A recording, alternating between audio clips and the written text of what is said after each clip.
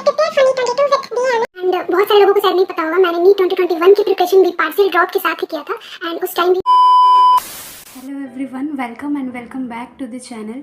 My name is Shalini Raj and I am a NEET 2022 aspirant and I scored 620 marks in NEET 2022 exam and I prepared for NEET 22 with BAMS.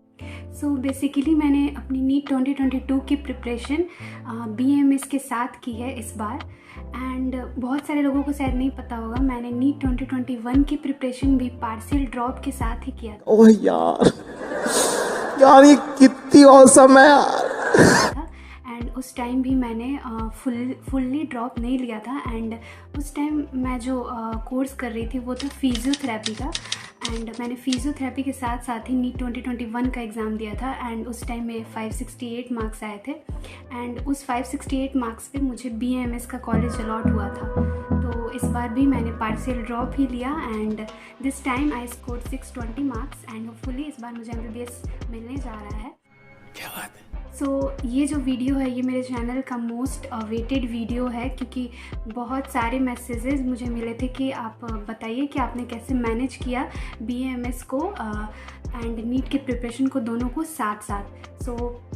Video थोड़ा सा लंबा हो सकता है may be, तो आप and तक देखिएगा एंड आपको आपकी जितनी भी डाउट्स होगी कि क्या आप BAMS के साथ नीट की प्रिपरेशन कर सकते हैं या किसी और कोर्स के साथ साथ ही नीट की प्रिपरेशन कर सकते हैं, यानी क्या क्या प्रॉब्लम्स आती हैं एंड क्या मतलब बहुत ज़्यादा मुश्किल है या मतलब मैनेज करने से हो जाता है, ये सारी चीज़ों के बारे में आपको इस वीडियो में बात करने वाली हूँ। सो स्टार्ट करते हैं वीडियो को। नीट एस्पिरेंट्स के लिए सबसे बड़ी एक प्रॉब्लम जो होती है वो होती है फ़िज़िक्स की, क्योंकि केमिस्ट्री एंड बायोलॉजी वो सब कर लेते हैं लगभग, लेकिन फ़िज़िक्स में कितना भी कर लो लेकिन मार्क्स ही नहीं आ पाता। ये बहुत बड़ी प्रॉब्लम हो जाती है लगभग सभी नीट एस्पिरेंट के साथ। तो मैं आपको इसका एक सॉल्यूशन बताना चाहती हूँ कि अगर आप मेमो नीट एप्लीकेशन को डाउनलोड करोगे एंड इसके फ़िज़िक्स वाले सेक्शन में जाओगे तो आपको यहाँ पे फ़िज़िक्स के जितने भी इम्पॉर्टेंट कॉन्सेप्ट होते हैं सारे इम्पॉर्टेंट कॉन्सेप्ट पे वीडियो लेक्चर्स दिए हुए हैं। तो आप वीडियो लेक्चर से पढ़ के अच्छे से उस कॉन्सेप्ट को समझ सकते हैं एंड उसको पढ़ने के बाद आपको उस पर MCQ प्रैक्टिस करने के लिए अलग से दिया हुआ है ताकि आपका उस कॉन्सेप्ट पे अच्छे से पकड़ बन जाए एंड जिस तरह के भी MCQ आपको नहीं आएंगे एंड आपसे सॉल्व नहीं हो पाएंगे उस तरह के MCQ आपको मल्टीपल टाइम्स इस एप्लीकेशन पे दिया जाएगा ताकि आपकी अच्छे से उस तरह के सारे MCQ एंड क्वेश्चन पे अच्छे से पकड़ बन जाए। इसके साथ साथ ही आपको बायोलॉजी एंड केमिस्ट्री की NCERT कितनी ज़्यादा इंपॉर्टेंट है ये तो समझ ही रहे होंगे आप सब। तो आपको यहाँ पे बायोलॉजी एंड केमिस्ट्री की NCERT के हर एक लाइन से क्वेश्चन फ्रेम होके इस एप्लीकेशन पे दिया हुआ है। यहाँ पे 30,000 प्लस क्वेश्चन मिलेंगे आपको इस एप्लीकेशन पे एंड इसके साथ साथ ही ऑर्गेनिक में क्या होता है कि नेम रिएक्शन से हर साल क्वेश्चन आते हैं। तो आपको यहाँ पे अलग से नेम रिएक्शन का एक चार्ट दिया हुआ है जहाँ से आप नेम रिएक्शन ईजिली याद कर सकते हैं, मेमोराइज़ कर सकते हैं। अगर आप यहाँ पे किसी भी तरह का मतलब सब्सक्रिप्शन लोगे तो आपको यहाँ पे 2599 लगेगा एंड आप मेरा कूपन कोड यूज़ कर लोगे Shalini25, then you will get 300 off on all the subscription. मैं अपने बारे में बताती हूँ कि मैंने जब BAMS ज्वाइन किया था तो मेरी एडमिशन अप्रैल में हुई थी एंड अप्रैल से हमारा क्लास स्टार्ट हुआ था। तो शुरू के 1-2 क्लासेस मैंने किए एंड 1-2 क्लासेस करने के बाद मुझे ऐसा फील हुआ कि शायद मैं दोनों को एक साथ लेके मतलब दोनों को बहुत ही अच्छे ढंग से नहीं कर सकती हूँ। या तो मैं नीट की प्रिपरेशन अच्छे तरीके से करूँगी तो मेरा BAMS कोर्स उतना अच्छा तरीके से नहीं हो पाएगा एंड वो उतना अच्छे तरीके से नहीं चल पाएगा आगे। तो एंड अगर मैं BAMS को अच्छे ढंग से लेके चलती हूँ तो मेरा शायद नीट का प्रिपरेशन उस लेवल तक एंड उतना अच्छा नहीं हो पाएगा एंड उसका आउटकम फिर से बेकार जाने वाला है एंड मुझे अच्छे मार्क्स नहीं आ पाएंगे। तो फिर अल्टीमेटली मैंने ये डिसाइड किया कि मैं कॉलेज रेगुलर बेसिस पे नहीं जाऊंगी एंड कभी कभी अगर टाइम मिला तो मैं कॉलेज किसी दिन चली जाऊंगी एंड ऐसा मैंने इसलिए किया क्योंकि जो अटेंडेंस वाला जो ये है कि आपको अटेंडेंस जो है 75% अटेंडेंस आपका होना चाहिए। तो मैंने देख लिया था कि अगर मैं 3 to 4 मंथ कॉलेज नहीं भी जाती हूँ तो वो मेरा मैनेज हो सकता है एंड मुझे उससे कोई नुकसान नहीं होने वाला है अगर मैं 3 to 4 मंथ कॉलेज अगर कॉलेज में अब्सेंट रहती हूँ तो इसलिए मैंने ये डिसाइड किया था कि मैं कॉलेज नहीं जाऊँगी एंड बीच बीच में 1-2 दिन कभी ऐसे कॉलेज जाके एंड अटेंडेंस कर लिया करूँगी। जिनका भी डाउट था कि कितने दिन तक कॉलेज अब्सेंट कर सकते हैं तो आप 3 to 4 मंथ कॉलेज लीव कर सकते हैं एंड फुल्ली अपनी नीट की प्रिपरेशन पे ध्यान दे सकते हैं। तो एंड सेकंड बात अब ये आती है कि अगर हम कॉलेज नहीं जाते तो हमारी BMS या जो भी कोर्स हम कर रहे हैं उसकी पढ़ाई अच्छे तरीके से नहीं हो पाएगी। तो आपको कहीं ना कहीं एक चीज़ को छोड़ना ही पड़ेगा एंड अगर आप चाहेंगे कि दोनों चीज़ को आप बहुत अच्छे तरीके से कर ले तो वो नहीं होने वाला है। एंड मैंने यहाँ तक सोच लिया था कि अगर BMS की पढ़ाई मैंने छोड़ दी है एंड वो अच्छे से नहीं हो पा रहा है तो ज़्यादा से ज़्यादा यही होने वाला है कि अगर मेरा नीट 2022 में नहीं होता है तो ज़्यादा से ज़्यादा यही होगा कि 1 साल बैक लग जाएगा। तो इससे ज़्यादा कुछ नहीं होने वाला रहता है। मतलब ऐसा नहीं होता कि कॉलेज से एडमिशन ही कैंसिल हो जाता है, बस 1 साल आपका बैक हो जाता है। तो ये आपके माइंडसेट पे डिपेंड करता है कि आपको क्या चाहिए। अगर आपका गोल अल्टीमेटली MBBS होगा तो आपको कहीं ना कहीं BMS के कोर्स को उतना ज़्यादा इसका प्रेशर लेने की ज़रूरत नहीं है एंड इसको थोड़ा सा लाइटली लेके ही चलना पड़ेगा। तो दोनों चीज़ें मैनेज हो जाएंगी एंड बैलेंस हो जाएगी। एंड उसके बाद बहुत सारे लोग ये पूछ रहे हैं कि अगर हम चाहें कि दोनों को मैनेज करके चलना तो जो टाइमिंग होता है क्लासेस का BMS का वो होता है मेरे कॉलेज में जो था वो 10 to 4 या 5 PM तक होता था। तो पूरे दिन मतलब कॉलेज में ही चला जाता था तो आपको पूरे दिन में तो कुछ भी पढ़ाई करने के लिए नहीं मिलेगा अपनी प्रिपरेशन के लिए। बेसिकली डे में आपको डे टाइम में पढ़ने का टाइम नहीं मिल पाएगा प्रिपरेशन के लिए। तो 4-5 बजे के बाद जब क्लास ख़त्म होती है उसके बाद आप जाके नीट की प्रिपरेशन के लिए पढ़ सकते हैं, रात में पढ़ सकते हैं। तो अगर आप फुल्ली कॉलेज भी जाओगे एंड नीट की प्रिपरेशन भी करोगे तो यही आपका शेड्यूल रहेगा कि आप दिन के टाइम पे आपको क्लास करना पड़ेगा एंड रात को ही आप मतलब 4-5 बजे के बाद आप अपनी नीट की प्रिपरेशन के लिए पढ़ाई कर सकते हो।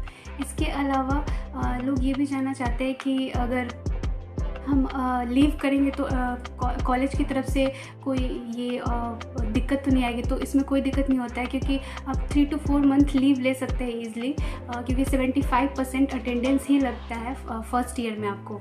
तो मुझे जहाँ तक लगता है कि BMS के साथ या और भी कोर्सेज़ के साथ आप अगर नीट की प्रिपरेशन को मैनेज करना चाहते हैं तो वो उतना भी मुश्किल नहीं है जितना कि हम लोग पहले समझ लेते हैं। तो ये फुल्ली आपके माइंडसेट पे डिपेंड करेगा कि आपका माइंड मेकअप कैसा है, आपका गोल क्या है एंड आपको क्या चाहिए। अगर आप ये भी सोचने लगेंगे कि मेरा BMS की पढ़ाई अच्छे से नहीं हो रही है एंड कहीं मेरा नीट में भी नहीं हुआ तो क्या होगा, तो इतना सारा चीज़ अगर आप सोचेंगे तो अल्टीमेटली प्रेशर आएगा ही। तो इतना ज़्यादा सोचने की ज़रूरत नहीं है। अगर आपको अपने पे विश्वास है एंड आप नीट की प्रिपरेशन बहुत अच्छे तरीके से कर रहे होंगे तो आपको उसका आउटकम कुछ ना कुछ अच्छा ही आएगा। तो इतना ज़्यादा जिनके भी मार्क्स उस रेंज में है जिनको BMS मिल सकता है एंड वो पार्शियल ड्रॉप की तरफ जाना चाहते हैं तो उनको मैं ये बोलूँगी कि आप बिल्कुल ही पार्शियल ड्रॉप की तरफ जा सकते हो एंड मैनेज हो जाती है सारी चीज़ें। It's all depend on your mind set. So इसको मतलब BMS लेने के बाद इसको एक निगेटिव प्रेशर की तरफ नहीं लेना है एंड इसको आप अपनी स्ट्रेंथ बना सकते हैं। आप ऐसे भी सोच सकते हो कि जो बच्चे जिनको कोई भी कोर्स अलॉट नहीं हुआ है एंड जो फुल्ली ड्रॉप ले रहे हैं उनसे आपकी सिचुएशन अच्छी है क्योंकि कम से कम आपके पास एक अच्छा कोर्स तो है। मतलब BMS एक कोर्स जिसमें आप ऑलरेडी इनरोल्ड हो चुके हो। तो आप इसको एक निगेटिव थॉट मतलब अपने अंदर लाने की बजाय एक पॉजिटिव एस्पेक्ट की तरफ इसको देखो एंड इसको अपनी स्ट्रेंथ बनाओ। ये इसको अपनी कमज़ोरी बनाने की बजाय, क्योंकि उससे कोई फ़ायदा नहीं है एंड आपकी नीट की प्रिपरेशन और उससे ख़राब ही हो जाएगी एंड गड़बड़ हो जाएगी। उससे अच्छा है कि इसको हम अपनी स्ट्रेंथ माने एंड ये समझे कि हम उन लोगों से अच्छी सिचुएशन में हैं जिनके पास अभी कोई कोर्स अलॉट नहीं हुआ है एंड जो फुल्ली ड्रॉप ले रहे हैं। सो अगर आप ऐसा सोचेंगे एंड अपनी नीट 2023 की प्रिपरेशन अच्छे तरीके से करेंगे तो आप भी दोनों चीज़ों को साथ में लेके मैनेज कर सकते हैं। कोई बड़ी चीज़ नहीं है, अगर मैंने कर लिया है तो आप भी कर सकते हैं। एंड इसके अलावा आपको कोई भी डाउट होगा तो आप मुझे इंस्टाग्राम पे मैसेज करके पूछ सकते हैं।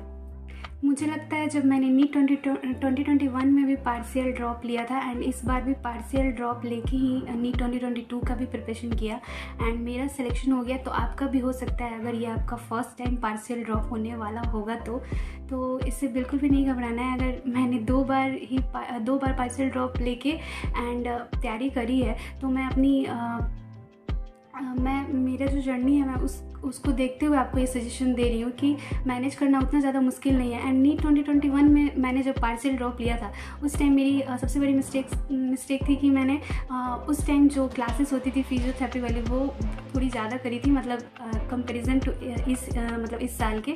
तो वो मैं क्लासेस किया करती थी एंड मिस नहीं करती थी। मुझे लगता था कि मतलब छूट जाएगा तो शायद अगर मैं नीट में नहीं हुआ एंड इधर भी नहीं होगा तो क्या होगा, ये सब थोड़ा सा उस ईयर मतलब नीट 2021 में मैंने ज़्यादा सोच लिया था एंड मुझे मार्क्स भी 568 ही आ पाए थे। सो कोई बात नहीं, उस टाइम मुझे BAMS कोर्स अलॉट हो गया था। तो ऐसा कुछ नहीं होता कि आपको कुछ नहीं मिलेगा, अगर आप अच्छे से प्रिपेयर करोगे तो उसका आउटकम कुछ ना कुछ अच्छा ही होगा।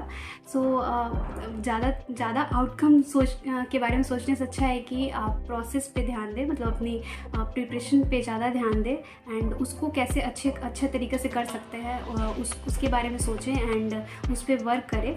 सो फुली ये वीडियो से आपको काफ़ी है जो जितने भी पार्शियल ड्रॉपर होते हैं उनके माइंड में आता है, मेरे माइंड में भी आया था कि क्या मेरे 600 प्लस आ जाएंगे अगर मैं पार्शियल ड्रॉप की तरफ जाती हूँ। कहीं ऐसा भी हो सकता है कि मेरे फिर से इस बार 600 प्लस नहीं आ पाए। तो ये मेरे माइंड में भी आया था, मैं समझ रही हूँ कि ये आपके माइंड में भी आया होगा।